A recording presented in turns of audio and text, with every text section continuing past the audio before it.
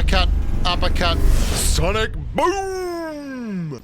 So you want to be an expert sniper? Well, you've come to the right place. Today, I'm going to break down everything you need to know to become a fantastic sniper. And it's one of the most enjoyable parts of PUBG Mobile for me. It is the most enjoyable part. I've been playing since like day one of PUBG Mobile. And the thing that's held me around the longest has absolutely been sniping. Now, I always try and carry bolt-action sniper rifles. It's the most fun part of the gameplay. And I'm going to tell you today why you want to get good at sniping, how you can get good at sniping. There's a couple of things that you may absolutely have to concentrate on. When sniping is super effective, and there are areas where sniping is amazing, and when it is absolutely pointless, and we're going to get there as well. As well as I'm going to show you some of the really painful parts of sniping and things that don't exactly work. As you can see, most of these clips are headshots. Now, I had 20 minutes worth of footage, and I'm not using all of it because really, when you snipe as much as I do, you end up hitting a lot of headshots. And that's the aim of the game. Everything I do with my sniper rifles is geared towards hitting headshots. The most clutch part of that is having your sensitivity, your camera sensitivity, as low as it can possibly be without being unable to track targets. That's on your 4x, your 6x, and your 8x specifically. I'll still take 2x and 3x headshots on sniper rifles, but the reason you get that sensitivity super low is because you have to make tiny adjustments to move the reticle directly on top of the head of the target. And you're going to see, I'll slow this down, look how quick this happens, but there's a final little touch that moves the reticle, the very center of the crosshair, from just to the left of the target's head to right on top of the target's head there. And the only reason I'm able to do that is because my 6x scope is so low sensitivity-wise. That means I can move my finger quite drastically and it doesn't drag it like 5 feet to the right of the target. My 6x is 12%. That is my camera sensitivity. ADS sensitivity is your scope spray sensitivity. Camera sensitivity is what you want to be adjusting for your sniper rifles. My 4x that you can see there is only 22%. Those are very, very low numbers for most players. My 8x is 9%. And the reason that I have these is because headshots. If you can improve to the point where you are hitting headshots with bolt-action rifles, your value to both your squad, your teammates, and to yourself when you're playing solos goes through the roof. Now I'm going to show you a great example of this. There is a bloke running in on the edge of the zone line here. He's been keeping me and Gangsy in trouble, and I'm going to hit a headshot, and it is so catastrophic, even though it doesn't knock him because he's got a level 3 helmet. The zone is just coming in over the top of him, and it just instantly kills him. And that's the value of being able to hit those headshots in tough situations. Mr. Ouija's going to overextend over there. He is knocked. By all rights, he should get absolutely killed. We're going to go headshot. They're going to see me. They're going to try and clear me off here. One of them is going to pop. There's 3 people over there that want to clear that knock. You're going to see I'm not leaving. And this is the value of me as a sniper to my squad, with the ability to hit headshots. There's another headshot that backs that guy off. Here's another headshot. That's 3 headshots straight on those guys there that are trying to get over there and get Mr. Ouija knocked and cleared. And Gangsy does great work. He gets in there. Ouija gets back over the edge of that ridge line there. We get him up and we win the game. That is something that I've practiced so hard and worked so hard on for my sensitivity settings. And having someone in a squad that can do this is phenomenally valuable. You can see Ouija and Gangsy are lower down on the mountain here, and I'm literally just overlooking these guys having a wonderful time because that's my role in the squad. Gangsy's able to be really, really close quarters and engage them. Every time someone peeks and tries to get a hold of these guys, I am doming them. There is someone over there who's trying to clear us as we go away. Another headshot. It's all about headshots. I would rather see someone go for a headshot and miss than just hit a body shot when it's in these general engagements. Because you can eventually clear people with body shots, but a lot of the time it's really not that useful. I'll show you what I mean. If you're in an urban area and you're in an engagement with a bunch of different squads, I've got the exact game that will highlight this. You can end up getting knock after knock after knock and getting no return on it. As you're going to see there's a bloke at the top there. He's on top of power grid. And because I heal all the way up to 100, I'm quite comfortable taking that headshot. I'm happy for him to hit me once. Doesn't matter. This is the game I'm talking about.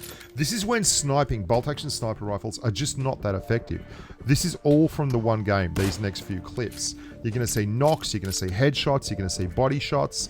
I'm, in fact, absolutely smashing all these squads, tearing apart helmets, getting knock after knock after knock, and that's another headshot. But to no avail. And the reason is there's a lot of squads rotated into this urban environment. There's a lot of squads here trying to... It's another headshot. Poor Omar Razio is now gone.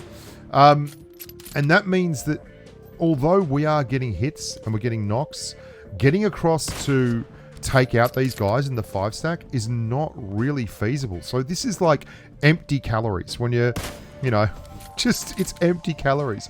Nothing is happening. I'm tearing their helmets apart. That's another shot, another hit. There's another hit. And I'm just like, there's people rotating in behind us. None of this is doing any good.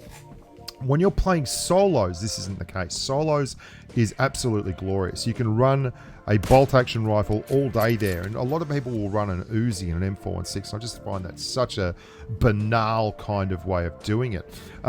If you can run solos with a bolt-action sniper rifle, and if you get good at sniping, like, you will absolutely dominate. Now, that's not to say that you shouldn't be taking these shots. These are the shots that are on offer. We're getting knocks, but to push those while there's people behind us, there's people in front of us, it just gets you in a position where you get pincered, you get third-partied, and you absolutely lose the game. We ended up coming third in this match, and this is just like headshot, headshot, headshot. It's good training, and it's good work, and to do this, I actually would play a lot of war mode where I was running around, you drop the Kar 98 and a 4X, and that is, I find, the best way to sniper train.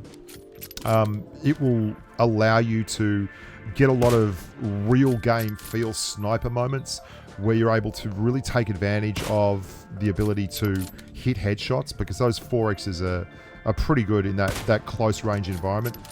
I'm putting so much damage into these guys and getting no kills. You see, we ended this game and I had 1,758 damage for 2 kills.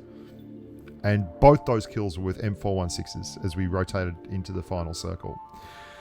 Solos is a different kettle of fish. You're going to see there's 2 guys down there having a gunfight. I'm going to clear the guy down at the tree first with a headshot. And then there's a guy just above him here. And we're going to get a headshot on him as well. Or a body shot on him, but we've got an AWM, so no worries whatsoever. Let's talk a little bit about what I'm doing here a lot, which is peeking and getting an angle and then hitting it, setting the shot up. You know, there's a body shot, and then we're getting on the jump. All these are ending up as headshots because I've practiced this so much. I've gone on the range and I've done videos on this, and obviously there's a lot of sniper videos on my channel here because it's something that I really do love. And you see how I missed that shot? I missed it going for a headshot. Like, I'm always trying to get the top of the dome. This is where you can be effective. And the same thing goes for the DMRs. Like, you should be using our SLRs. I've done videos on this. Like this. Like using an SLR or a Mark 14 or an SKS. Exactly like this. Sure, you can just spam a Mini 14, but when you learn to do this, it's really, really effective. Something you need to start practicing a lot is this leaning and then hitting the shot. I find that is outstanding for leaning windows and things like that. You can also hit a lot of headshots with snipers when you are using 2x and 3x scopes. That's a real person out there. The reason being that the game seems to not mind as long as you just point the sniper on the top of the dome or somewhere around there. The game seems to really think for you with your 3x and your 2x. It makes it almost easier to hit those shots at times at range if you aim somewhere along the top. And because of this, I quite often will have my ADS and my camera sensitivity settings for these scopes very, very low as well, because adjusting them is very difficult to do indeed. If you have an AWM and you know that they are using M416s or things like that, just stand still and wait for the hit. Like, as long as you get the headshot, that's all that matters. As long as you get the opportunity to take a headshot, you're very happy to trade a few rounds with an M556AR. Like, I don't care who you are. You can fire your M416 at me if I get to fire one shot at you as well with my AWM and we're both standing still, and I'll win. A couple of things to watch out for. If you do practice a lot when you are doing peeking like this and firing, when you are on these kind of hills and inclines with rocks, the gun will quite often lift up, and especially when people are hill glitching and you're trying to do quick peaks like this, you can see how difficult it becomes. You've got to watch out for that, and then the zones and you're like, oh dude, it's just part of the gameplay mechanics. You've got to be very, very careful of that. Also, anytime you get the opportunity on a free clear shot, you want to get to the point where you're very confident that you're going to make a headshot on a target that is running in a straight line or is lying down on the ground. Those should be bread and butter. You should be hitting 75% of those shots. And if you miss, well, if it's an AWM, it's not going to make such a difference. The Kar 98K and such, they are going to know exactly where you are. So you've got to be very, very careful when that happens. I hope that was helpful for you. Headshots. Just headshot after headshot. No bots, just shots.